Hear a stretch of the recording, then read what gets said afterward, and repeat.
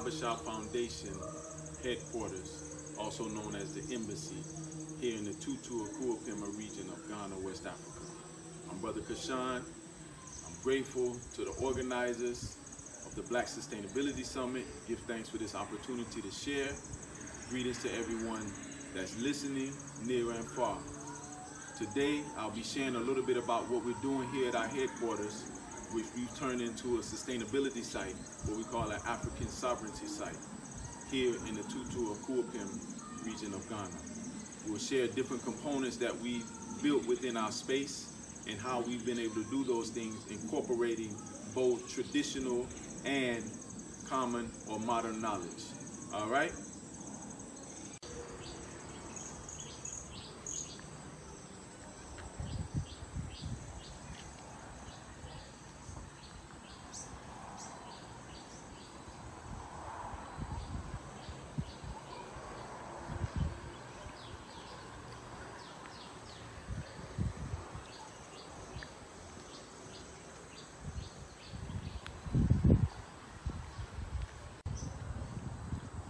The HABESHA Foundation headquarters is the first phase in the Kazi project, the Kweku Ando Sustainability Institute. This headquarters is designed to be a teaching space as well as a housing space for those HABESHA staff members that are here from abroad, and also a training space for those in country and who will come to be a part of through our sustainability efforts. I have my daughter Isla here, who will also be sharing information as we travel through in this presentation. So I know you all are enjoying your time at the Black Sustainability Summit, and as a part of HABESHA, the organization that I represent here in Ghana as well as in the United States. For those who may or may not know, HABESHA is an acronym that stands for Helping Africa by Establishing Schools at Home and Abroad. This, where we're standing now, is a major component when we talk about Black sustainability, the food that we eat. So this is one of our growing spaces on site that we have a variety of plants. What we'll do is walk through and identify some of the plants that we have. Come on, take a walk with me. By the way, as you're walking in, there's a structure right here. Can anybody see what it is? I won't give you a hint. Let me know who answers it right. The Black Sustainability Summit team, let me know who answers it right. I'll tell you later. But this structure right here, but if you come a little closer, what the structure represents, not what plant it is, what the structure represents. But if you come a little closer, you'll see some beautiful flowers. This is the flower of the passion fruit, one of the most beautiful flowers in the world. The passion fruit flower has a fruit, the flower, and a leaf. All are medicinal. So we grow this and make juices out of the fruit. We use the leaves for teas. We use the flowers for tinctures, infusions, and teas as well. Passion fruit is one thing we have growing. To my right here, these beautiful plants that you'll see, this is cassava. Cassava is a root that grows underneath the ground. Each of these plants will produce 5 to 7 pounds of cassava. All right, let's walk this way.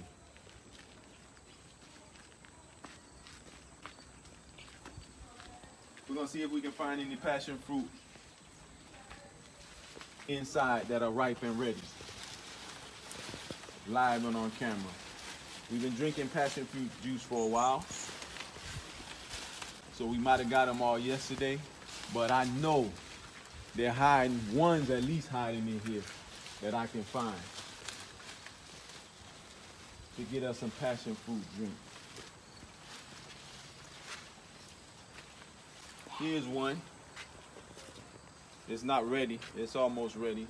You want it to be a nice bright yellow when they're ready, but you can see hundreds and hundreds of passion fruit. This started off as a small plant. Give thanks, Brother Charles. He'll appreciate the effort that's gone into keeping this passion fruit alive. He was the one who helped to build the trellis. So big up yourself, Charles, for the work that you're doing home and abroad. All right, so we're just gonna continue our walk through our growing space.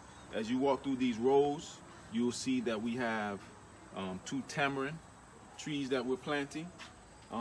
What you should also notice, if you get a panoramic look, just pan the whole space. You can see that how we have our rows entrenched.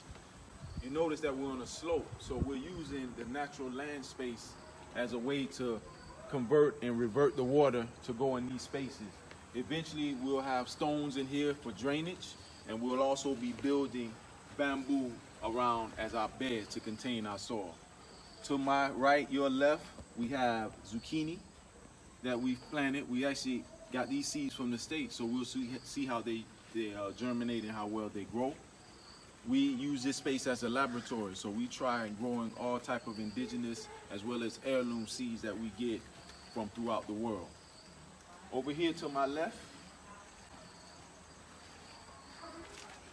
we have sugar cane, and also we just started nursing collards here, lettuce here, chard, dinosaur kale, continuing to grow.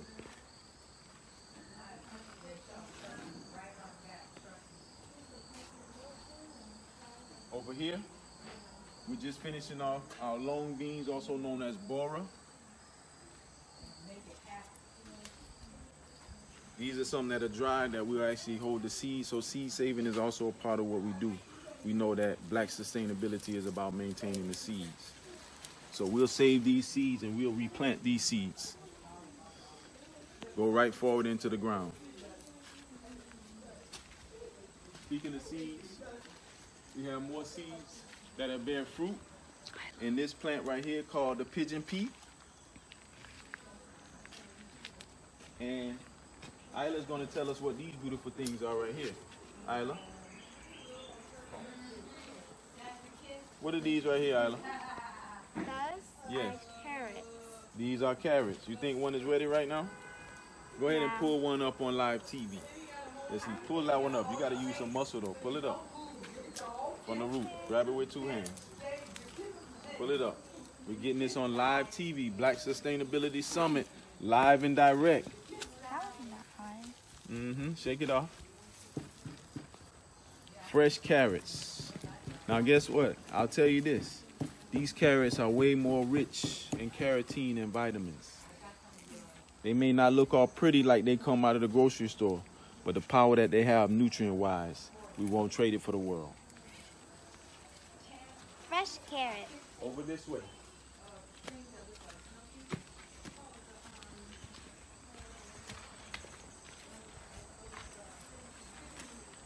This right here we call our pigeon peas, also known as gungo peas in the Caribbean. So we're getting our nutrients from our various peas, and you can see this is turned into a bush, so it continues to bear fruit. The great thing about being in a tropical environment.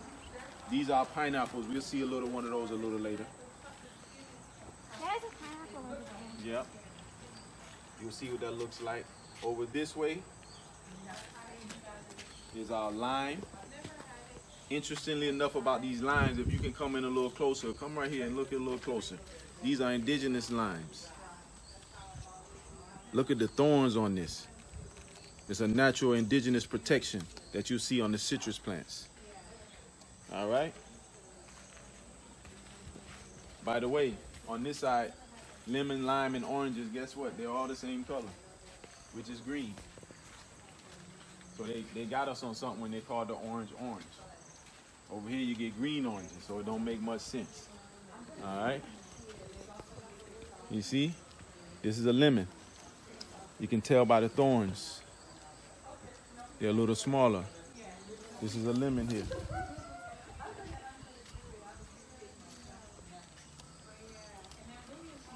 All these things you see growing, some may know them as elephant ears, is in the same family as elephant ears, but they're not elephant ears. They're actually, in the Caribbean, they know it as cocoa yam. Here, it's known as contumre. It's the national green of Ghana. And if you notice, if you come in a little closer, you harvest only a certain green. You don't harvest from all of the the plant. So we'll look to find one. Let's come over this way. We'll look to find one that we can harvest fresh. Right here. So if you come right here, you wait till this plant, the newest plant, come in and the newest leaf, that's the one that you'll harvest when it gets to about this size right here. So this is the one we'll eat right now. The ones on the outside, you leave those because they gather the nutrients for what's underneath, which is what they call the cocoa yam. Many may know that. It's a yam.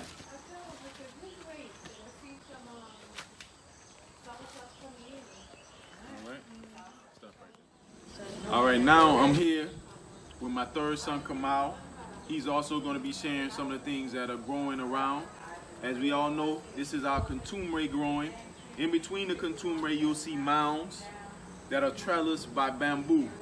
Kamal, tell us a little bit about what we're going to have growing on the mounds. So basically, the yam right here to my right is a yam, which is mounted by a bamboo trellis, which we use to fry, boil, and I think that's all. So, and you have two types, which is yellow yam and water yam that are edible, that is good to eat for your health. All right, stop. All right, so continuing our walk through our planting space, I also want to introduce you to my newest one. This is Kofi Yami. Behind me, to my left, you can see we have another one of our plants growing. These are some fresh bananas called fingerlings. The thing about this particular tree is that when these bananas get ripe, they'll be Kofi's first solid food that he'll be eating. So we'll let them get ripe, we'll mash them up, and this is the first fruits that Kofi will have. Outside of that, he's been completely on the breast. Okay? In addition, if we walk this way,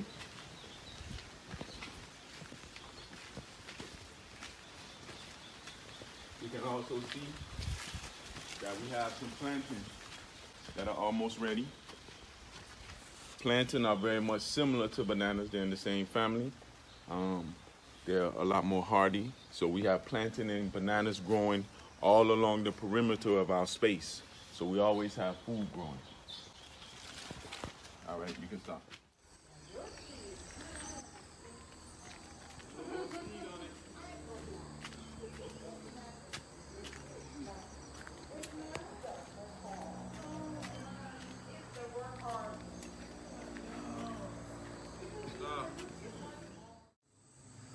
Some of the other things that we have in the HABESHA Foundation garden are pineapples.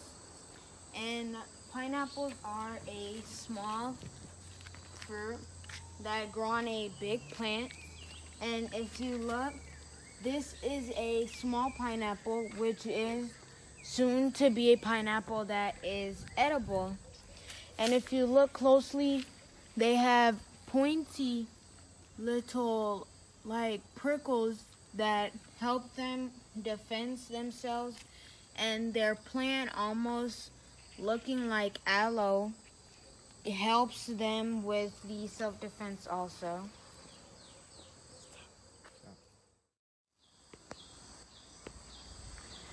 So also what we have going is our moringa tree.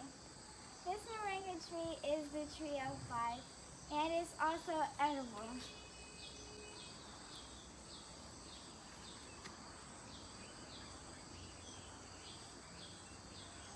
It's good for your health and your blood.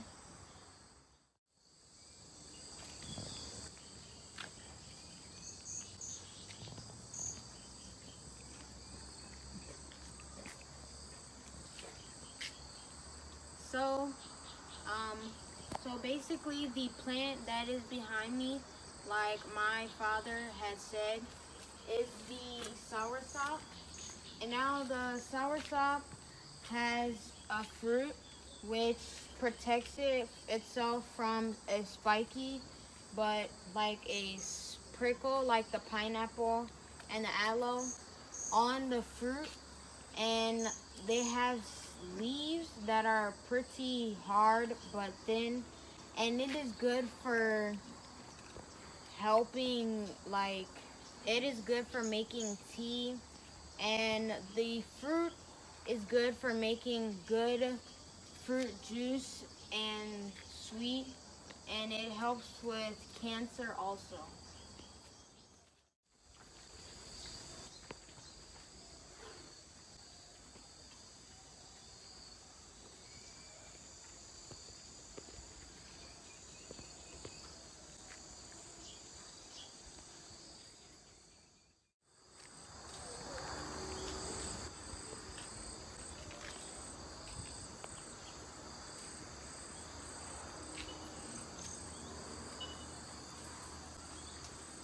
Greetings, everyone. I'm here at HABESHA harvesting pigeon peas, organic pigeon peas. You see how lovely these grow and in abundance in the Caribbean. They use these as hedges, and the neighbors get to pick on both sides of the hedges. These are wonderful peas that when you open them up inside, they make a lovely bean stew. I'm getting some to start some seedlings for Green Hope Seed Bank, because we know that the seeds that we get from HABESHA are quality, organic, and wonderful. I've been working with HABESHA here in Ghana since 2004, and right now I'm at the headquarters picking these lovely organic pigeon peas. Some will go in the stew and some will go in the soil. There are many elements of sustainability that are here at the HABESHA Foundation headquarters. From the biofuel toilets, composting toilets, some may know it as, to the solar power, to the well, to the irrigation system we're using, as well as to the rainwater catchment systems that we're building. All of this is to both teach and to be a functional demonstration space that we can return to our indigenous ways and also connect that with the future, as we are the beginning and we are the future. All right, so now we're going over to our herbal planning area. We have a few different herbs and a variety of plants growing in this space right here. I'll start with this one. Of course, we have one of the #1 medicinal plants here is our aloe vera, which we use for a variety of purposes. So we grew this, we transplanted this from the Volta region. In addition to our aloe vera over here, we have what we call our dragon fruit. We give thanks to Brother Brennan Washington, who from Phoenix Gardens, who was able to gift us 2 of these dragon fruit. So we'll grow them out. Here we have a local basil that we're growing, fig trees. Locally, this plant is called oregano. I also know it as broadleaf thyme. Okay, here we just started some mint that we'll see how it transplants. Here we have rosemary. Over here is our common oregano that we know. Lemon balm. Here is chocolate mint that's growing. So in here we have a variety of herbs that we're planting. We did have a moringa plant that was huge. We had a big storm and it knocked it down, but you can see how resilient the moringa plant is. It's continuing to grow again. So every morning we always take a little bit of the moringa leaves, get our morning breakfast in, straight from the farm, also known as the pharmacy. Another component of sustainability is that we've dug a well on site. We had surveyors come out and test to see which was the best place to capture water. They found that this site right here near our pawpaw plant is the best place for the well. So they went about 300 feet deep and they dug this well. If you come in closer, you can see the pump inside. That pump is connected to our solar panels, which powers and brings water. So we have an abundant source of water that's coming through our well. All right. In addition to our well, we also have over here underneath the building, we have a water catchment tank. So eventually what we'll be doing is this part underneath the porch that you can see is all water catchment. We'll be catching water off of the roof and off of our rooftop terrace that will support and store water when we need it, particularly in the dry season if there's ever time. So all of the water will overflow.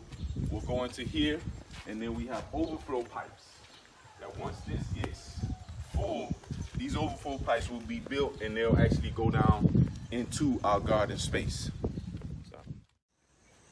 All right, so as a part of our water pumping system, we've also connected it to our plumbing, which means that now we can have water inside of our house, inside of our space. If you look behind me, you'll see the system that we're using. There's a series of black tanks on the 3rd and 1st floor. We have yet to put the one on the 2nd floor, but currently our plumbing is all based on gravity, so it's a gravity-fed plumbing system. Eventually we'll have a solar power pump that we'll be using to pump our water more forcefully, but now we're using the gravity-fed system, which allows a slight pressure. It's not heavy pressure, but it still works as long as you have it elevated above the space that you're going to be using. So really what we're trying to do is take use of all of the elements that we have on the land that can help us in maximizing our sustainability. All right, in addition to catching our water, we also have used plumbing system that is sustainable called a biofield system. Basically, a biofield is a system where the waste that we have that comes from our toilet is separated to solid and liquid. Those solid and liquids are separated out through a filter. When that filter is separated out, the hard waste sits and microorganisms breaks it down and turn it into compost over about a 6-month period. The liquid waste goes through our plumbing system and is eventually spread out into our garden space. Let's come and see one of our biofield containers right here. So inside of this container, we have a filtration system, and we also have microorganisms. As you can see, all of the waste comes from this pipe. Then the filter separates the solid and the liquid. Once the solid and the liquid, it goes through the liquid goes through another pipe and goes out and down to our garden area, and it separates out from there. Every 6 months, we take the top off the biofield, and then we can now harvest that solid waste that is turned into compost and use it as fertilizer, or also known as human manure. We have 3 biofield stations on the compound. We saw one earlier. Here's another one under our steps. Because we have a total of 6 bathrooms, we have 2 bathrooms connected to each biofield station. So you can see it's a similar setup underneath our steps. Let's go around and see the other one that we have.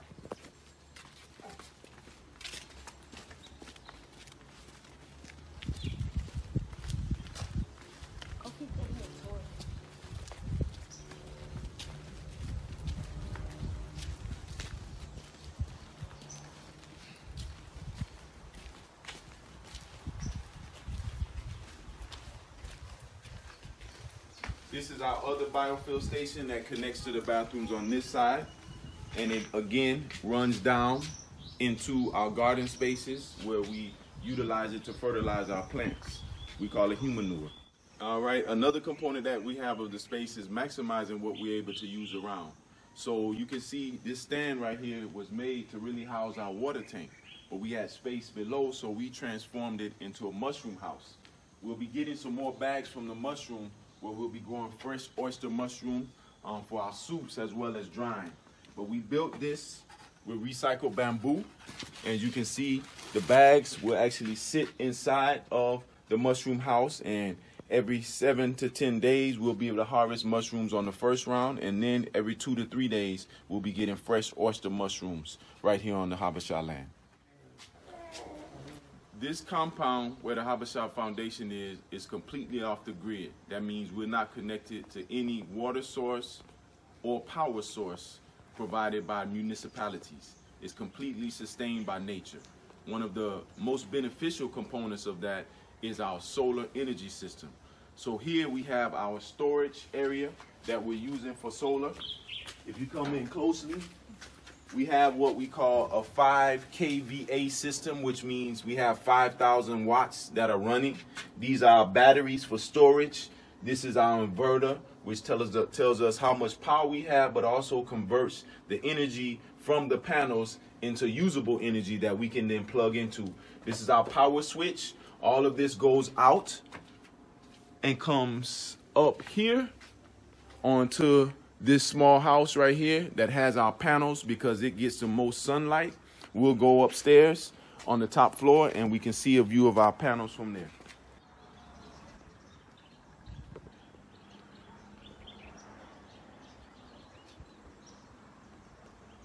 Here we are on the 3rd floor, the rooftop terrace of the HABESHA Foundation compound. As you can see, we have a beautiful view of the Akuapem Mountains.